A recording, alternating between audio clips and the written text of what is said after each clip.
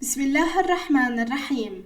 Alhamdulillahi Rabbil Alamin, wassalatu wassalamu ala Sayyidina wa Nabiyyina Muhammad wa ala ahlihi tayyibin at-tahirin wa sahbihi al-muntajabin wa ala jami' al-anbiya illahi wal mursalin. Me emrin e Allahut, të gjithë mëshirshmet me shpëlotet. Falënderimet më të sinqerta janë vetëm për Allahun e madhëruar. Paqja dhe mëshira e Allahut qofshin mbi profetin Muhammad, mbi familjen e tij të pastër, mbi shokët e tij të zgjedhur dhe mbi të gjithë të dërguarit dhe profetët e Allahut xhaleshanhu. Të nderuar dëgjues dhe shikues, ju përshëndes të gjithëve me përshëndetjen e bukur islame. Assalamu alaikum wa rahmatullahi wa barakatuhu. Paqja, mëshira dhe begatit e Allahut qofshin mbi ju. Për ditën e sotme do të flasim rreth temës shtyllat e besimit dhe do të jetë pjesa e parë e kësaj teme për ditën e sotme. Besimi, të nderuar dëgjues dhe shikues, është një dritë që shkëlqen në zemrën e njeriut dhe ndriçon të gjitha shqisat dhe gjymtyrët e tij, duke bërë që secila prej këtyre shqis të shfaq atë që asaj i takon. Mendja ndriçohet prej tij dhe kupton të vërtetat hyjnore dhe çështjet e gjithësisë, ndërsa iluzioni dhe imagjinata tërhiqen nga pamjet e gabuara dhe të pavërteta. Gjymtyrët e trupit angazhohen në vepra të mira që të përhapin dobi, gëzim, rehati dhe përparim në shoqërinë njerëzore. Është pyetur Imam Aliu, paqja qoftë mbi të, për besimin dhe ai tha: besimi qëndron mbi 4 shtylla. Pastaj Imami sqaroi se secila nga këto shtylla ka 4 deg dhe secila prej tyre ka një rol të madh në realizimin, forcimin dhe vazhdimsinë e besimit. Dhe për ditën e sotme do ndaj për ju 2 shtyllat e para që ka përmendur Imam Aliu, të cilat janë shtyllat të cilat mbajnë besimin, dhe shtylla e parë është durimi.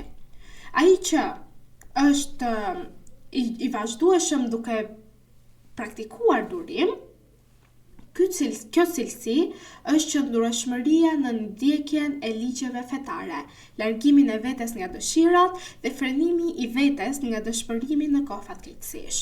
Pra, ai person i cili është i durueshëm, largon veten nga fatkeqësitë me durim, nga dëshpërimi me durim, nga dëshirat dhe epshet e kësaj bote me durim, e shumë të tjera. Durimi është një thesar nga thesaret e xhenetit dhe një rrugë e madhe për të hyrë në xhenetin e Allahut.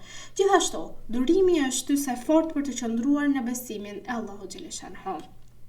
Imam Aliu e parapriu durimin në fillim të fjalës së tij, sepse besimtari nuk mund të jetë pa durimin. Sepse besimtari i vërtet ose është në fatkeqësi ose është në mirësi, pra në begati të shumta, dhe nëse është në mirësi dhe nuk duron, nuk e kontrollon veten, atëherë mund ta kaploj mendje madhësia dhe teprimi, dhe siç thot Allahu i madhëruar në Kur'anin e shenjtë, Bismillahirrahmanirrahim, jo, me të vërtet njeriu të i kalon çdo kufi. Pra, besimtari i vërtet duhet edhe në momente mirësie e begatie të falenderojë Allahun dhe të kontrollojë veten dhe të jetë i durueshëm.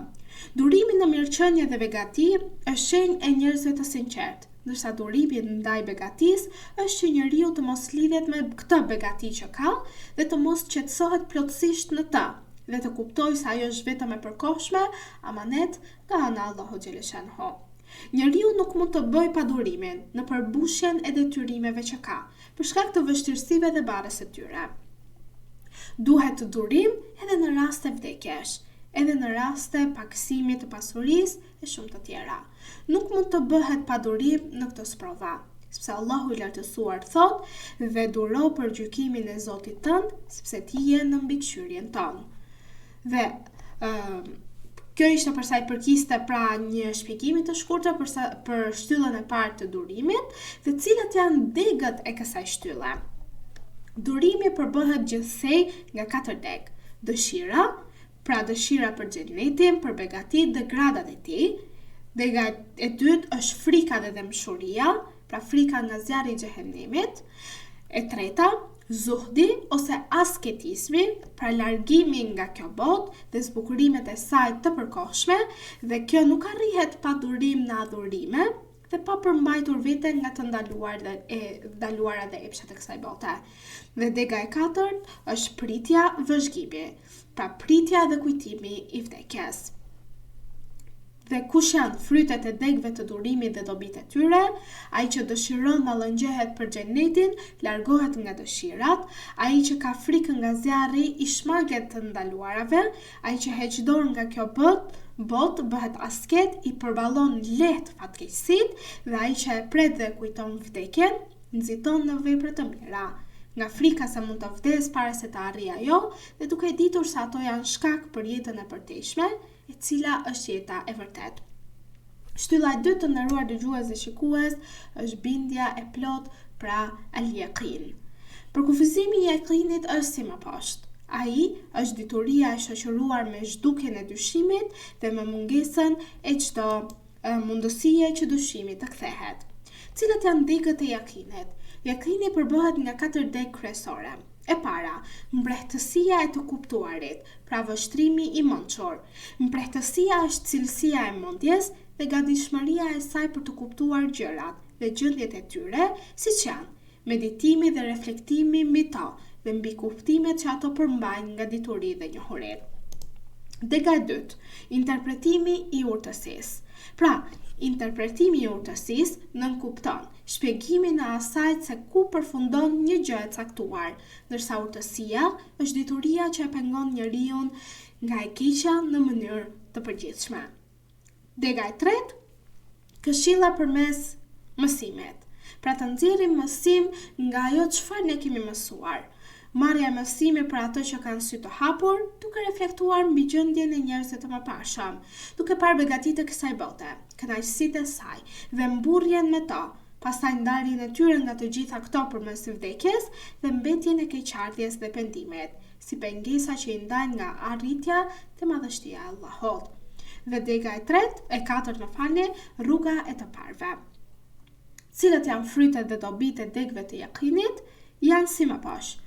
Kush reflekton me mprehtësi, i bëhet e qartë urtësia, pra e kupton thelbin dhe kuptimin e saj. Kujt i bëhet e qartë urtësia, e kupton mësimin dhe arrin në thellësinë e saj dhe merr mësim nga gjendja e vet dhe të parëve dhe nuk gabon dhe është i bindur në atë çfarë po bën. Dhe kush mëson nga urtësia dhe është i bindur në atë çfarë po bën dhe me një bindje të plot, atëherë ati është sikur i kanë ardhur të parët dhe ka mësuar edhe një herë për jetën që ai po kryen. I sheh veprat e tyre dhe pasojat që ato i ndoqën dhe qoftë dënimet në këtë botë apo pas vdekjes së tyre, duke parë keqardhjen dhe dënimet që ato po besojnë në botën tjetër. Pra ai i cili bindet, ai i cili duron dhe ai i cili beson në Allahun xhaleshanuhu, ka fituar pra si në këtë botë edhe në botën tjetër. Këto momente të nderuar dëgjues dhe shikues, ju përshëndes me përshëndetjen e bukur islame. Assalamu alaikum wa rahmatullahi wa barakatuhu. Paqja, mëshira dhe begatitë e Allahut qofshin mbi ju.